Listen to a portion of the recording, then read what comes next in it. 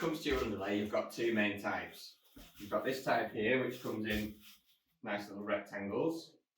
This one's quite a thick underlay. If you just have a look, you can see it's about 5mm thick. So you just have to lay this down, tape the joints together, and that's how you would install this one. Sometimes it comes with like a jigsaw edge so the two sheets will lock together. So that's one type, is your square sheets of underlay, and they're both sort of polystyrene based. And then your second type is this roll. Sometimes have like a foil waterproof backing on. They're both sort of derived from polystyrene. This one's just a bit thinner and probably adds about 3mm to the thickness of your floor.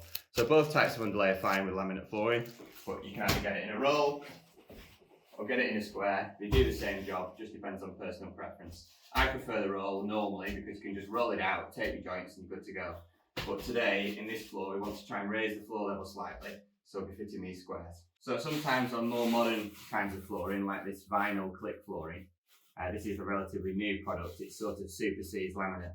You've actually got the underlay already stuck to the bottom of the boards.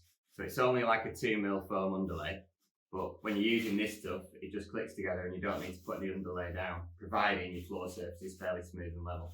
So that's just something to know, that occasionally on newer products, your underlay is actually attached to the bottom of the board and it saves the whole installation step. Whereas with this today, doing this laminate, we'll have to fit the underlay ourselves the old-fashioned way.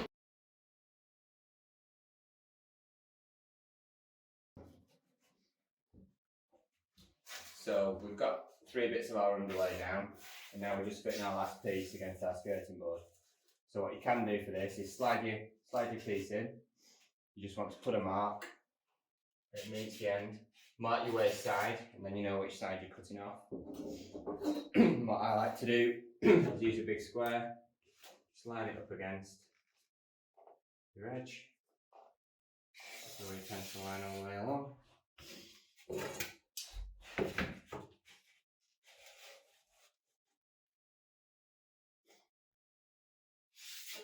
And you spread it along.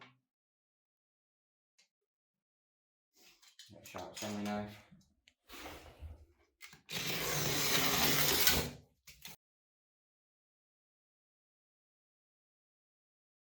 So once you've got your 2 bits of underlay together, you can find that they sort of move around a bit.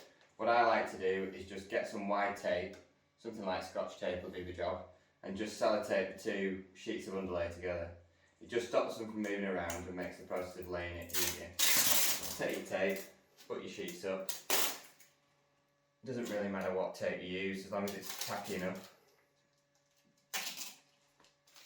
And that will just hold your 2 sheets together.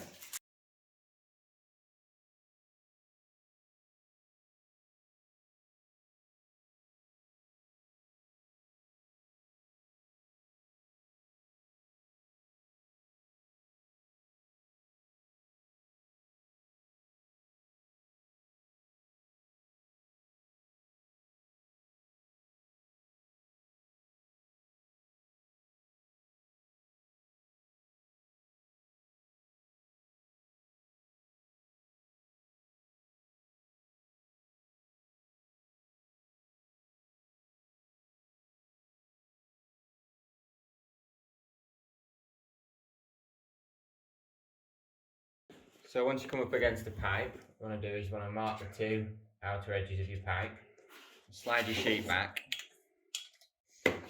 put your square on, square these lines, square 1,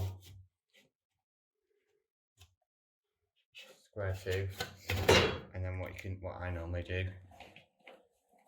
just measure the distance your pipe comes out, that's 50mm, transfer that to there, 50mm, and then just draw your curve of your pipe. Take your sanding knife, as before, and then you can just sort of try and put a little bit of a curve on if you're skilled with your knife. It doesn't matter too much, it's just your underlay, but it's good practice. And then just slide your underlay in.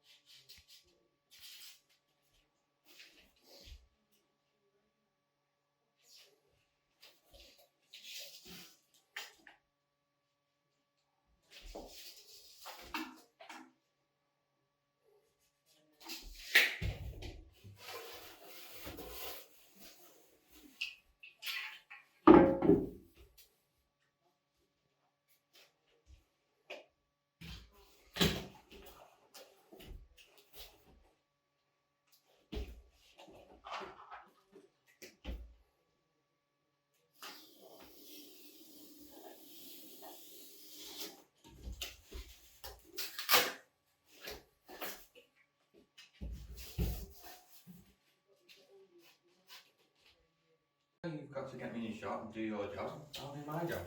Right, so we're here now, we've put all our underlay down and we've taped all our joints.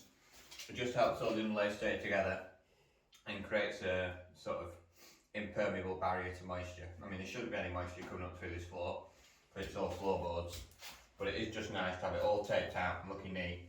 Now when you start laying laminate flooring, your underlay doesn't start moving around or anything like that.